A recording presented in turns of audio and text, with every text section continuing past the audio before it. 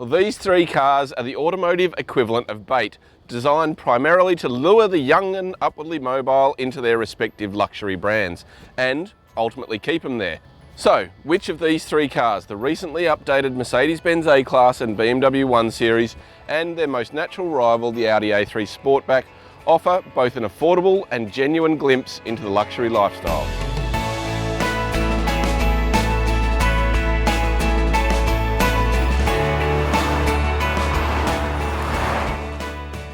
Okay, so the A3 isn't the newest of this trio. It's probably more conservative to look at from the outside and also from the cabin. But Audi does do really good interior design, and this car is an exception of its class. It's really quite simplistic in its design, but quite classy in the way that it's laid out.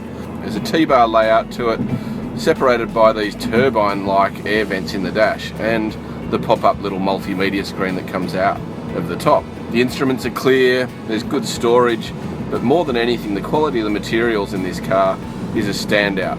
It also feels a little bit lighter and more airier than the Mercedes, and overall a little bit larger on the inside too. That character is transferred into also the way it drives it. It doesn't have that hot hatch character of the A-Class or the real driving enthusiast feedback and feel of the 1.2i. The suspension is a little bit off kilter in some ways. It's quite soft and spongy, so it makes it reasonably comfortable to drive around town and quite lazy through the bends, but it also jars over some really sharp bumps. The A3 Sportback features the largest and most powerful engine of this trio, a 1.8 litre turbocharged four-cylinder that produces 132 kilowatts between 5100 and 6200 RPM.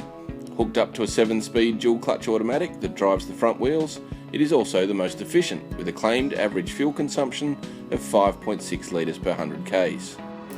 And despite those numbers, well, it does feel a lot more effortless to drive and not as energetic at normal cruising speeds. It's a lot quieter on the road than the other two, and the engine really changes up into the highest gear possible as early as possible to save on fuel. So those traits kind of take away from its youthful appeal, but give it a genuine sense of refinement. It does have a multi-mode drive select system, but it's not for the suspension, it's actually for the gearbox, the steering and the throttle maps. And it does bring a slightly subtle change of character to the way it drives. You know, if you press this and you go to dynamic mode, the steering does get a bit more weight to it and a little bit more feedback through the front end, but I'd have to say it still feels a little lifeless. The 7-speed DSG is a little bit better than the Mercedes in the way that it operates, I'd have to say. The seats aren't quite as supportive as the other two and quite flat, and you'll move around a bit through the bends. And the leather, it does look a little bit cheaper than the others. But there is probably better vision out of this car than the other two, and I'd have to say overall it's probably the more comfortable conservative of this trio. First things first, there's a couple of unique features about the BMW 1 Series that the other two don't have. Its layout. It's a rear-wheel drive car in a traditional BMW sense, and it has a conventional automatic gearbox, where the others have a more modern 7-speed DSG. It's quite natural in the way it steers through the bends because it obviously separates the drive from the rear wheels to the front wheels, giving the steering a bit more of a natural feedback. And in the way it corners, it's quite sure-footed, really hunkers down on that outside rear arch and just drives out of the bends quite nicely with good traction. I wouldn't say it's a genuine hot hatch in the way that it, lightens up through the bends, but it rides really well, it corners really well. It's actually quite a little fun car to punt along. At the other end of the spectrum, it's nice and refined too. It doesn't have modern adaptive electronic suspension giving it multiple characters, but it is quite well sorted in the way that it rides. Of course, big bumps will jar through the cabin, and it's a little pattery over rough surfaces, but on a smooth road and around town, this car's really quite livable. The 120i is unique in that it is the only car in the class with a rear drive layout and a conventional automatic transmission, in this case an 8-speeder. But like the other two, it has a turbocharged 4-cylinder petrol engine that, despite being smaller than the Audis at just 1.6 litres, almost matches it for performance with 130 kilowatts from 4800 RPM and line ball on pulling power with 250 Newton meters. It's also nearly as efficient with a claimed fuel consumption of 5.7 litres per 100 Ks. The gearbox is quite invisible in the way that it shifts gears, and it doesn't have any of that hesitation in getting away from a standstill or those snappy or jerky gear shifts on part throttle applications. It really is the best powertrain combination of these three. As for the cabin, the 1 Series is probably the least convincing in giving you that genuine luxury feel.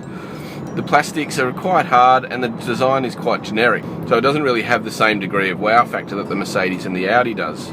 But I'd have to say the seats are really nice. They've got great side support for when you're going through the bends, and also quite comfortable on long distances.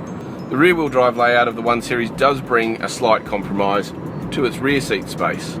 Because of that, it has a big central tunnel going through the middle, like a spine, and that does limit that third seat in the middle to pretty much small children.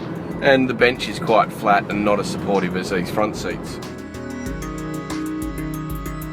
This second generation A-Class is a significant departure from its predecessor, which was a quirky little mini people mover more than a hatchback in general. And that car didn't really have that youthful appeal to it. This one changes all of that. It's a more conventional hatchback to start with, and this facelifted version, which arrived in showrooms just last year, adds even more youthful appeal. Particularly this car, which is fitted with a host of AMG optional extras, gives it a real hot hatch character in the way it looks. Now, from the outside, this car looks quite small, smaller than the others for sure, but it's actually not too bad inside. There's a decent amount of space, there's a good rear legroom actually for such a small car. The boot is a little bit compromised, but overall it's got a really classy look and feel to it. And the design of it is also really quite funky, with these round circular dials that kind of look like aliens' faces, and there's some great elements to it in terms of the leather top dash and this raw carbon fibre look to the centre section of the dashboard. There is a mix of old and new with this A-Class. It's been around for a few years, and this centre section of the dash has got a bit of a numerical pad to it to control the multimedia screen, but there's also a rotary dial, so it's a bit confusing in how you operate it. One of the key features to this updated midlife facelift for the A-Class is the adoption of electronically controlled adaptable suspension. The previous car with its single rate dampers was a little bit harsh in the way it rode, so this one's actually got multiple modes. There is a simple button on the dash, dynamic select it's called, which gives you the opportunity to go from comfort to sport, which we're in now, which really tightens up the car noticeably. There's a completely different character to it. In comfort mode, well, it is, as it says, reasonably comfortable. It does soak up the bumps quite well with good control and a reasonable amount of refinement. In sport mode though, it tightens everything up and gives the car a real energetic feel to it. The suspension tightens up, you can feel most of the bumps in the road now. The steering gets a really good weight to it, and the throttle is a little sharper, and the gearbox is ready and primed to go down to a shorter ratio for more punch. The A200 on the other hand is the least powerful of this bunch, with its 1.6 litre turbocharged 4-cylinder generating 115 kilowatts at 5300 RPM. However, it does match the others with an identical maximum torque output of 250 Newton meters, from low in the rev range at 1250 revs. Like the Audi, it has a 7-speed dual clutch automatic driving the front wheels, but it works harder, with an average fuel consumption claim of 6.1 litres per 100 Ks. What that translates to in the end is, it doesn't feel quite as energetic as the BMW or the Audi. There is a noticeable difference in the way that it produces its power. There is a little bit of turbo lag as it builds up boost, and that 7-speed DSG picks the right gear to get it underway, but it never really comes on as strong as the other two in the mid-range. And it does feel quite strong between 3.5 and 4,500 revs, but in the top end it kind of drops off a little bit and is not quite as exciting. The shift paddles though, they're nice and intuitive to use when you are in a spirited drive through the backcountry roads like this. It's quite quick to respond, the gear changes are nice and snappy, and when you want to relax, just press it back to drive, and it does a quite intuitive job of getting through the ratios and finding the right gear at the right time. It does, however, have a noticeable degree of hesitation away from a standstill. As the clutches engage and obviously the turbo builds up boost, it does sort of come on strong if you really need to get away or through an intersection quite quickly. In the end, the A200 looks and feels like a hot hatch and does provide a genuine glimpse into the rest of the Mercedes-Benz range. But if you want the real fizz factor, you'll have to step up to the next model up, the A250, or even higher to the A45 AMG. Splitting these three isn't an easy task. The 1 Series is the most affordable and better equipped in standard trim, but it doesn't quite have the quality of the Benz or the Audi from the inside. The A3 Sportback is a great all-rounder, and certainly the best option for small families thanks to its extra cabin space. or for those that prioritise comfort over character. That leaves the A200, particularly here with its AMG extras. It looks and feels the sportiest of this bunch, and in that regard it's the most convincing one to catch newer and younger buyers into the Mercedes-Benz net. Well, each of these cars does exactly what it should, providing you with a reasonably affordable but genuine lure into the luxury lifestyle. However, be warned, they all come with a fairly hefty list of optional extras, so to get the best out of them is going to cost you more than the sticker price itself. For me, the one that does genuinely give you a glimpse into how the other half live is the Mercedes-Benz A-Class.